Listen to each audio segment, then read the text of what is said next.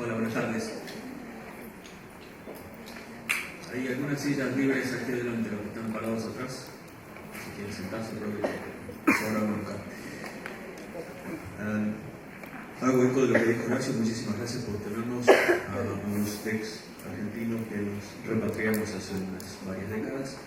Es un placer estar aquí y encontrarse con gente que uno apenas se acuerda de la época de la residencia. Algunos decir que son 80, otros en los 60, como escucharon Horacio. Y muchísimas gracias al comité organizador, sobre todo al presidente del Congreso, que creo que todos lo feliciten por el trabajo excelente que ha hecho, que es Carmen Beccarelli. No sé si está trabajando. Parece no. Entonces está la doctora Patricia Bailani. ¿No está? No. Si la ven, díganle feliz cumpleaños. Esta charla va a ser sobre el ductus arterioso y espero que después de la charla concuerden conmigo. Felices los que nada esperan porque nunca serán defraudados. Porque yo tengo que hablar de controversias del ductus. Y si piensan que la hipoglucemia es algo controvertido, y les cuento lo que es el ductus. La incidencia y prevalencia de prematuros y de ductus varía muchísimo de acuerdo al país en el que uno trabaja, de acuerdo al estado en el que uno trabaja, o las provincias en las que trabajan. Este es un estudio viejo del año 2004, pero más o menos, excepto que el porcentaje de prematurez en Estados Unidos disminuyó bastante, ven que en distintos estados hay distinta prevalencia de prematurez. Alrededor de 17.000 chicos por año de 28 semanas o entre 500 y 1.000 gramos nacen en los Estados Unidos, y la incidencia habitual que todos contamos en el ductus es alrededor del 8 por 1000. Sabemos que el ductus se correlaciona inversamente con la edad gestacional. Un bebé recién nacido de término es entre el 0,02 al 0,006%, pero es alrededor del 60% en bebés de 28 semanas o menos de 28 semanas. Y también se correlaciona, como ven aquí, inversamente con el peso al nacer. La incidencia del ductus arterioso persistente significativo es alrededor del 31% en los recién nacidos de menos de 1 kilo, o entre 500 y 1.500 gramos, de acuerdo al artículo que uno elige. Así como en la hipoglucemia durante los años han cambiado la filosofía de qué hacer o qué no hacer, hay mucha gente que inicialmente trataba rutinariamente al ductus arterioso persistente, que despacito está dejando de tratarlos, al menos muy agresivamente, porque hay evidencias que en los chicos de mayor edad gestacional un porcentaje bastante significativo de ductus se cierra espontáneamente.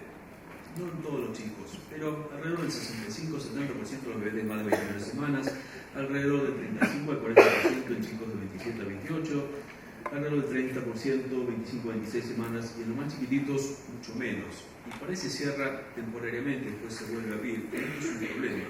Y el problema mayor en el ductus no es solo si existe o no existe y si responde o no responde a la medicación, sino a todas las consecuencias patofisiológicas de tener un ductus arterioso persistente hemodinámicamente significativo. No es solamente tener un ductus abierto, es el ductus que desmejora la función cardíaca, que desmejora la función pulmonar, que desmejora el flujo sistémico en todos lados. Este es un trabajo de Pat McNamara de la Universidad de Toronto, donde definía al ductus hemodinámicamente significativo con dos problemas patofisiológicos fundamentales. Uno, genera hipoperfusión sistémica, con lo cual van a tener hipotensión y van a tener hipoperfusión en los órganos distales, y con la posibilidad de generar enterocolitis necrotizante, hemorragia intraventricular o leucomalacia periventricular. Ese es uno de los problemas de un ductus hemodinámicamente significativo. El otro es la sobrecirculación pulmonar, con lo cual van a generar edema pulmonar, la necesidad de ventilación prolongada, disminución en la compliance pulmonar, aumento en el leak o en la pérdida de proteínas alveolares, inhibición del surfactante, y finalmente van a tener la probabilidad de desarrollar enfermedad pulmonar crónica.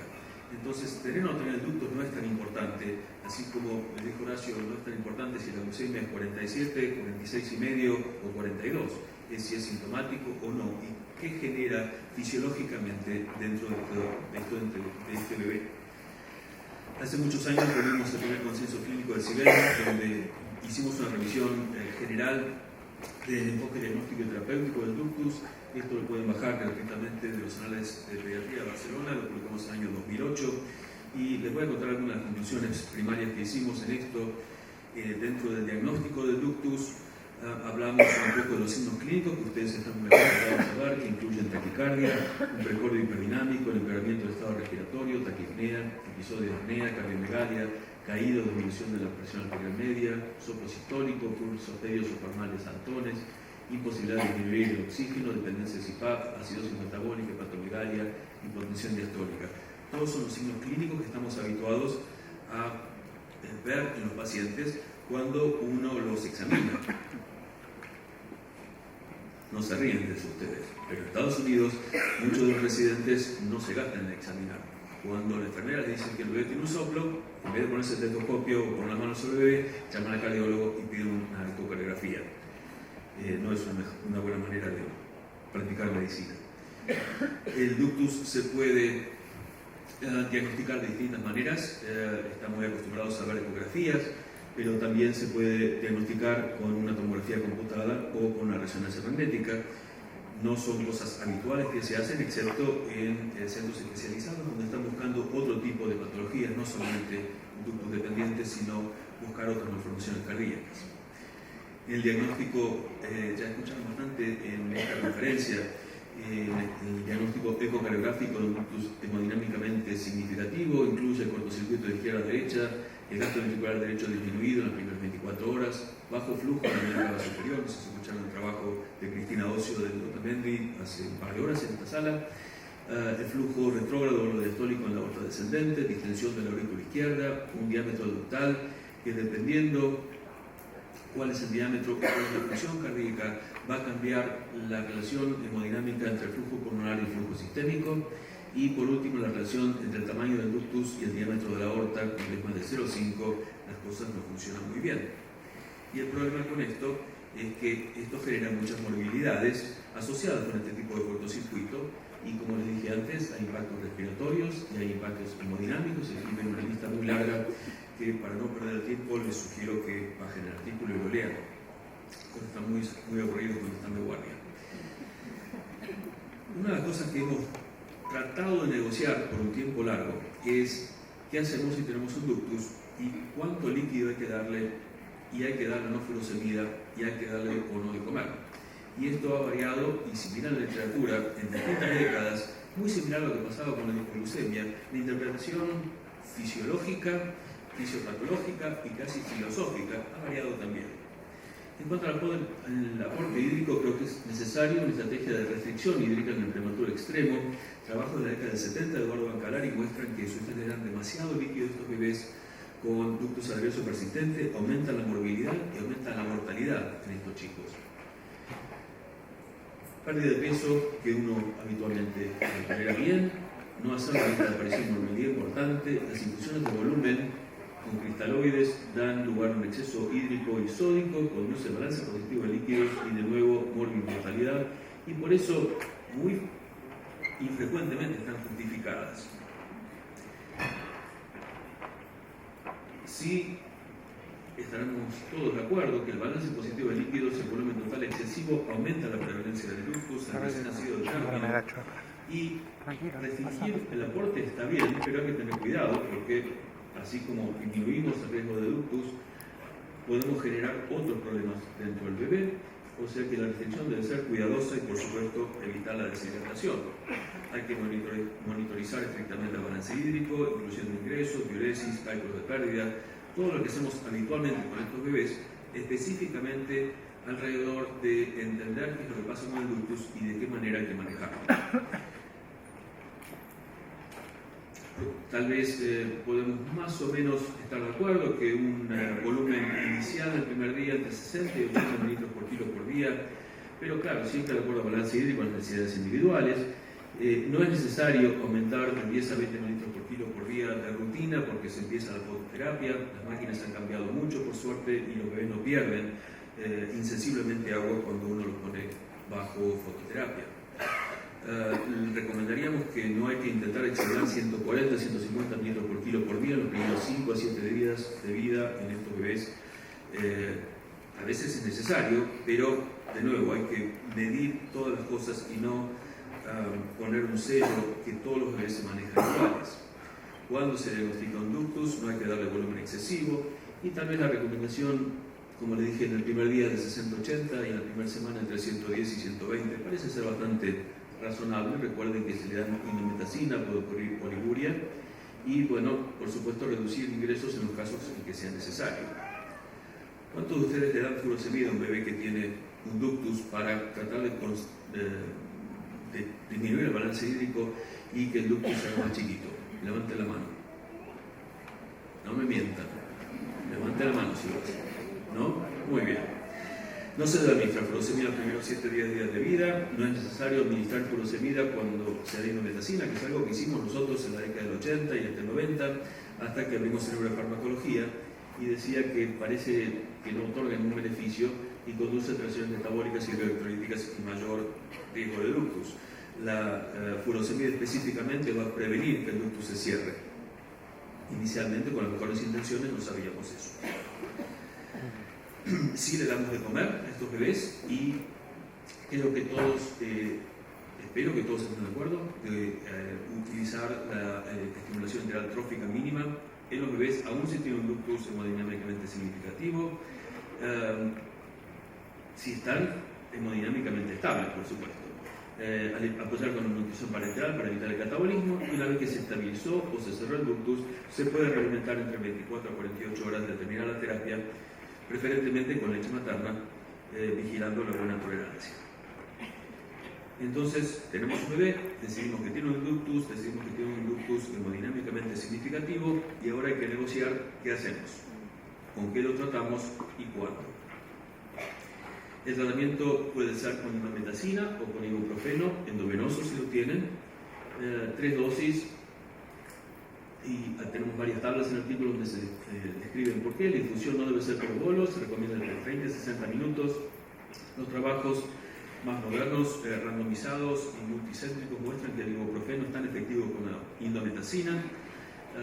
Iniciamos el tratamiento precoz, una vez que se realiza el diagnóstico entre el primer y el cuarto día de vida, y ni la indometacina ni el ibuprofeno profilácticos sirven para tratar el ductus. La indometacina profiláctica, en los estudios del Orament de la Universidad de Yale en Estados Unidos, muestran que disminuye la incidencia de hemorragia intraventricular, pero no tiene nada que ver con el ductus. ¿Cuántas veces lo tratarían? Depende del centro en el que trabajen, pero generalmente no más de 2 o 3 series de tratamiento, sea con indometacina o con ibuprofeno, o como algunos de ustedes creo que han tratado con paracetamol. La indicación es de cirugía y CLIP es preferible. Incluye la contraindicación de tratamiento médico o fracaso terapéutico, evitando un ductus arterioso persistentemente prolongado hemodinámicamente significativo por más de 3 semanas. Y nosotros, después de revisar toda la literatura, decidimos dar el alta sin cerrar un ductus hemodinámicamente significativo, y eso es lo que realmente quiero que entiendan. Esto no es para cualquier ductus, es un ductus que está afectando la función cardíaca y la función pulmonar, debería ser tratado. Las dosis de indometacina depende del esquema que usan, pero puede ser 0.2 miligramos por kilo, la primera dosis 0.1 y 0.1 antes de las 48 horas de vida, 0.2, 0.2 y 0.2 más de 48 horas de vida, 0.2, 0.25 y 0.25 después de la primera semana de vida. El ibuprofeno, habitualmente la dosis recomendada es 10, 5 y 5, al menos en los primeros días de vida, por una cuestión de farmacología pura. Los trabajos de Bartman y Mayer muestran que en la segunda semana o más adelante los bebés necesitan un poco más, y probablemente 20, 10 o 10 o 18, 9 y 9 sean las dosis apropiadas. Las comparaciones en muchos trabajos entre ibuprofeno y indometacina muestran que cualquiera de los dos es efectivo, de nuevo hablando de un ductus hemodinámicamente significativo. Y cuando ven los últimos trabajos que se han publicado en ductus, esto acaba de salir en clínicas de perinatología de Norteamérica, cuando analizan la diferencia entre muerte, fallo de cerrar el ductus, tener necesidad de ligarlo quirúrgicamente, tener una hemorragia interventricular grado 3 o 4, leucomalacia preventricular, retinopatía del prematuro, oliguria, enterocolitis necrotizante, displasia broncopulmonar a los 28 días de vida o displasia broncopulmonar diagnosticada a 36 horas de vida muestra que, excepto por oliguria y tal vez enteritis necrotizante, todos los demás no favorecen ni uno ni otro. O sea que la recomendación sería usen el que tienen. Porque yo les puedo decir muy fácilmente desde aquí, nosotros tenemos ibuprofeno endovenoso y lo usamos y funciona bien, pero si ustedes no lo tienen, o lo usan oral o usan indometacina, porque la evidencia muestra que excepto por oliguria, que se asocia directamente con indometacina endovenosa, el resto de los resultados son muy similares. Muchas veces en la década del 70 y 80 pasábamos muy rápido, tal vez porque no teníamos las drogas apropiadas para el tratamiento, a la recomendación quirúrgica y tiene complicaciones que uno tiene que saber y que tiene que discutir muy bien con los padres antes de llamar al cirujano cardiovascular para ligar el ductus, al menos hasta que tengamos la posibilidad que los cardiólogos lo puedan hacer con un cateterismo. Hay un montón de complicaciones, y ven aquí una lista de ellas. La más frecuente, tal vez, es la lesión nerviosa con parálisis de las cuerdas vocales, y eso es algo que los cirujanos cardiovasculares tienen que discutir con los padres, porque aún en las manos más experimentadas a veces se lesiona y tienen paresia unilateral o bilateral. Cuando hicimos este consenso, teníamos a la gente de más clase y que más había estudiado ductus hasta ese momento, el doctor Ron Kleinman de la Universidad de California en San Francisco y el doctor Bart van Overmeyer de la Universidad Libre de Bruselas. Desde que publicamos este consenso se siguen publicando cosas de ductus porque todavía no llegamos a la negociación de cuánto hay que darle y en qué momento. Este es un trabajo que se publicó muy recientemente en JAMA Pediatrics, la asociación entre el screening temprano del ductus arterioso y la mortalidad intrahospitalaria entre recién nacidos de extremadamente bajo peso al nacer. Y se hicieron distintos tipos de modelos para ver en qué momento funcionaba o no funcionaba diagnosticar un ductus y si esto tenía algún tipo de incidencia en la mortalidad intrahospitalaria. En este gráfico lo que ven en azul son los bebés que se hizo diagnóstico ecocardiográfico del ductus temprano y en amarillo los que no lo tenían, y resulta que cuanto más temprano se hacía el diagnóstico mejor era la sobrevivencia de estos bebés.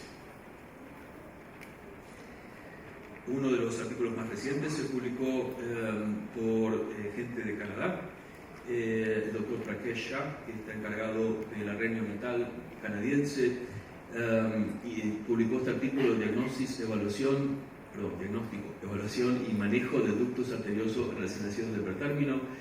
Revisaron los datos de chicos con un ductus arterioso persistente hemodinámicamente significativo que o se habían observado o se habían tratado con restricción de líquidos o se habían tratado farmacológicamente o que habían tenido una ligadura del ductus, sea transcatéter o por la parotropía, y el tratamiento médico había sido por indometacina, por ibuprofeno o por paracetamol.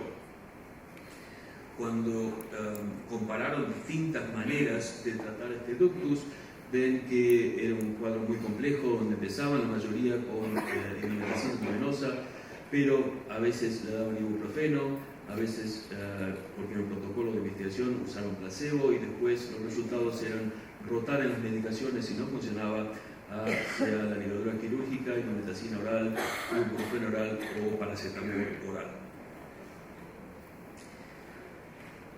Los índices ecocardiográficos que se usaron son los que usa toda la gente en todo el mundo, y en esto están todos básicamente de acuerdo, donde se ve el tamaño del ductus y el flujo a través del ductus, y basado en eso decidir si esto es un ductus hemodinámicamente significativo que necesita tratamiento, y se manejaban algunos markers para ver si el shunt que cruzaba a través del ductus era mayor o peor, y basado en eso hacer un diagnóstico tal vez un poco más acertado. Revisaron toda la literatura, viendo las investigaciones que se habían hecho primariamente en el diagnóstico de un ductus arterioso hemodinámicamente significativo. Estos estudios son los únicos que existen en este momento que favorecen o no el hecho de hacer un diagnóstico temprano y el hecho de tratar o no con drogas o con cirugía, y determinan en una tabla las modalidades terapéuticas que ellos recomiendan para el manejo del ductus. Esta tabla, de nuevo, empieza con observación, tratamientos no farmacológicos, tratamientos farmacológicos y finalmente la ligadura. No sé si la pueden ver desde atrás, pero el tratamiento farmacológico, como en la tabla inicial que les mostré, era con indometacina, ibuprofeno y acetaminofén. Uno de los problemas, si leen este artículo y lo leen con mucho detenimiento, es que parte de la medicación es no solamente tratar de cerrar el ductus, pero pusieron en esta parte agentes que reducen los efectos del ductus como diuréticos y digoxina. Eso nos impulsó al doctor Sola y a mí a mandar una carta al editor de JAMA Pediatrics para decir que estábamos bastante preocupados porque usar diuréticos, todos ustedes dijeron que no los usan, y si no me mintieron, no es apropiado que estén en una recomendación así. Entonces mandamos la carta al editor diciéndole que los diuréticos están contraindicados y que la digoxina, en el estudio inicial que citan estos autores, también estaba contraindicada. Hablamos un poco de nuestro consenso. Básicamente sabemos que la furosemida no solo aumenta la prevalencia del ductus, sino que inhibe la eficacia de la indometacina para que se cierre, y también lleva a problemas muy serios metabólicos, hidroelectrolíticos y riesgos renales. Los autores respondieron a nuestra carta diciendo que sí, que es cierto, lo habían puesto inicialmente y después lo habían sacado y después lo volvieron a poner porque era un consenso también, pero estaban de acuerdo que nuestra recomendación es ni diuréticos ni digoxina, y no discutimos indometacina, ibuprofeno o paracetamol. Una de las cosas importantes de entender el ductus es que el ductus es parte de un bebé, no es un ductus, es un bebé que tiene un ductus, y cada bebé tiene su fisiología personal, si quieren, así como tiene su personalidad, y hay que entender la fisiología normal, así como Horacio les describió la fisiología normal del azúcar cuando pasa este bebito de vida fetal a vida natal, y son 24, 48 horas o un poco más. Lo mismo ocurre con los cambios dinámicos en la presión arterial pulmonar, y de esto hablamos el otro día en la charla de hipertensión pulmonar. En el gráfico de la izquierda ven desde el primer día de vida hasta las 72 horas de vida cómo la presión pulmonar baja en la vida normal. No solo la presión baja, sino que a medida que empieza a bajar la presión en la vasculatura pulmonar, el diámetro del ductus cada vez se hace más chiquito. Ven que en las primeras 2 horas de vida es alrededor de 4.6, a las 24 horas 1.9, a las 72 horas 1.2. La mayoría de los casos que vieron en este estudio habían cerrado para las 24, 48 o 72 horas. Para las 72 horas, el 95% de ductus había cerrado. Esta es la estadística que estamos manejando en este momento para no tratar de más a los bebés, porque muchos de ellos sí cierran. Esto entiéndanme en ductus comunes, si quieren, no en ductus hemodinámicamente significativos. Seguimos tratando de encontrar la respuesta de qué hacer con el ductus, y no solo es llamar al cardiólogo para que haga una ecocardiografía o hacer la realización clínica, el examen clínico del paciente. En algunos lugares usan la propéptido natriurético tipo B para diagnosticar y para manejar el ductus, y resulta que si miran los niveles de este propéptido en función de la presencia del ductus, está mucho más alto, más elevado cuando el ductus está abierto y es hemodinámicamente significativo, y una vez que cierran el ductus con tratamiento médico, si lo cierran, baja significativamente. Si no se cierra el ductus, el nivel de BNP sigue estando muy alto.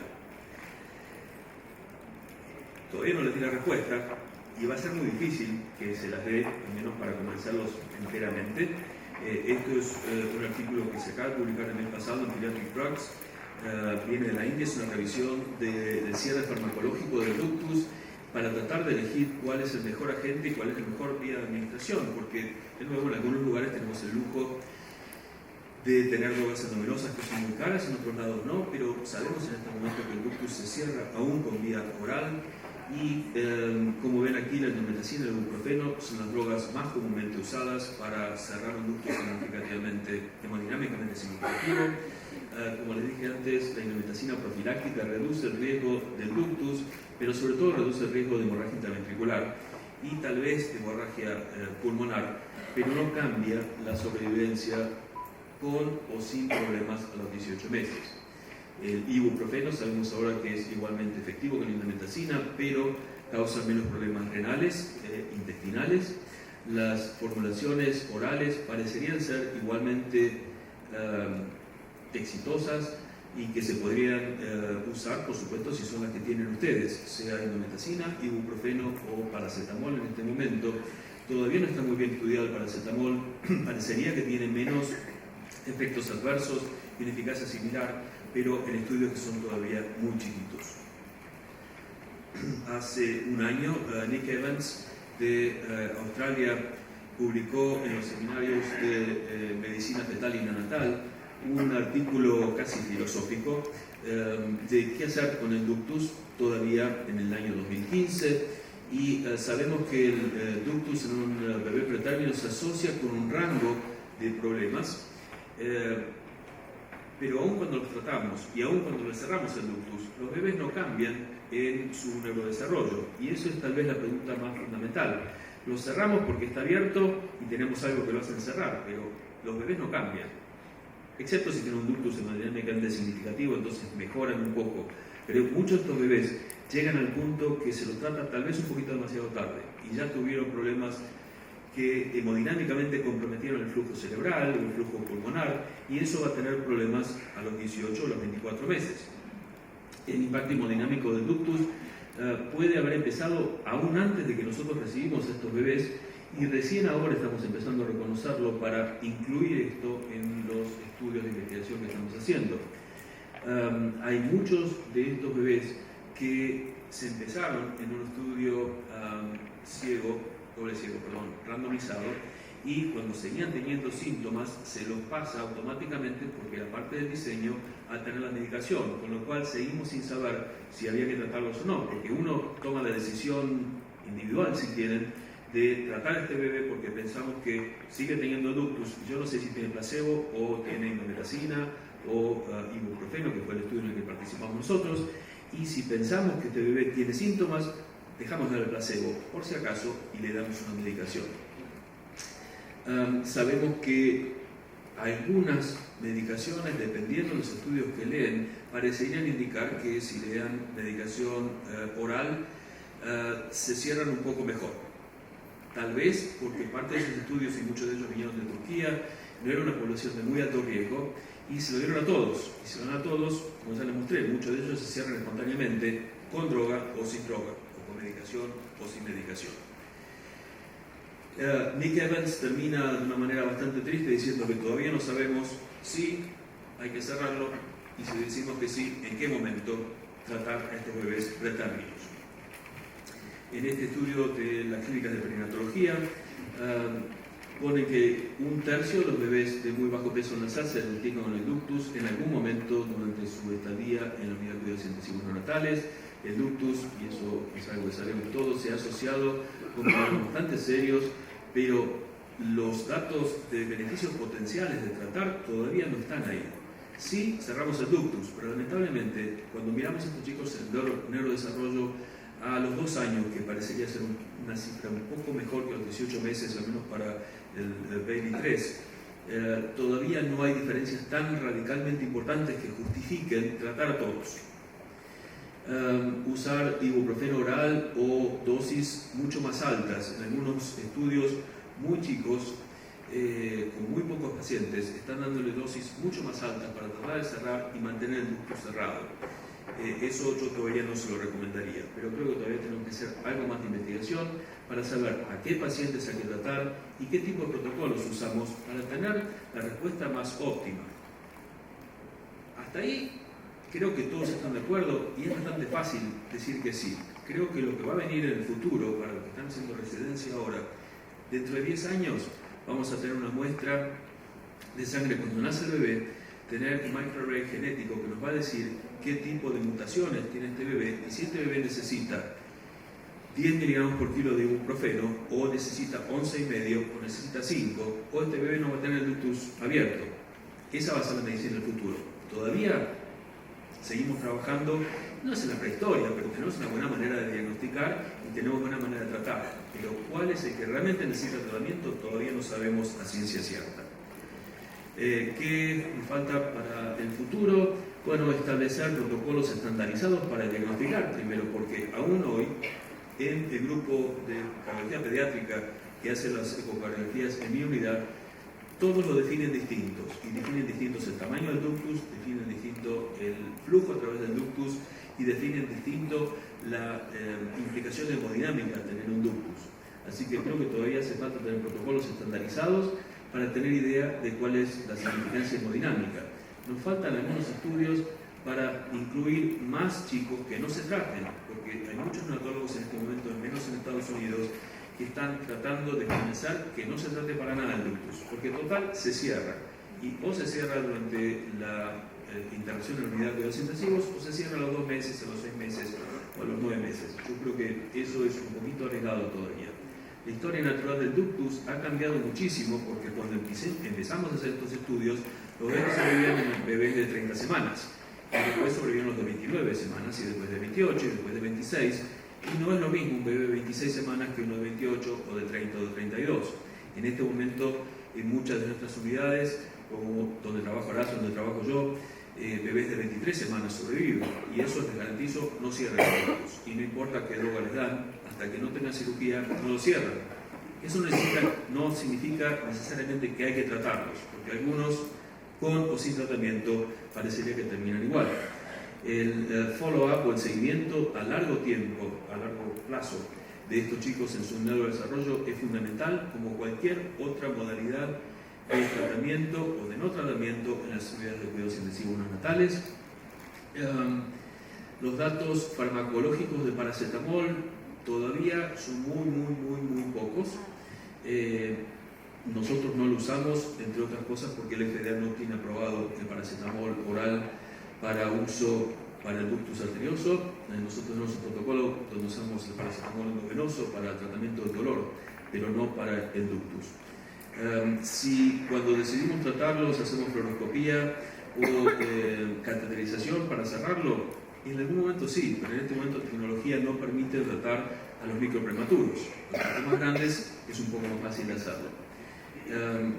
Los mecanismos celulares que van a hacer que un bebé cierre el ductus y otros no, estamos muy despacito entendiéndolos, y varios de mis colegas hacen estudios de polimorfismos para ver por qué algunos bebés cierran y después vuelven a abrir el ductus, otros ni lo cierran, y otros apenas uno le pone la medicación inmediatamente lo cierran. Creo que para terminar los dejo con esta idea. La verdad absoluta no existe, y esto es absolutamente cierto. Si me quieren decir cuál ductus se va a cerrar, honestamente no sé. Si lo tratan se cierra, sea médicamente o con cirugía, pero si lo tienen que tratar, eso es lo que tenemos que discutir, y todavía hoy, mañana, pasado y en 5 años puede ser que sigamos tratando de decidir exactamente qué bebé lo necesita. Y con esto, muchísimas gracias. Espero verlos en la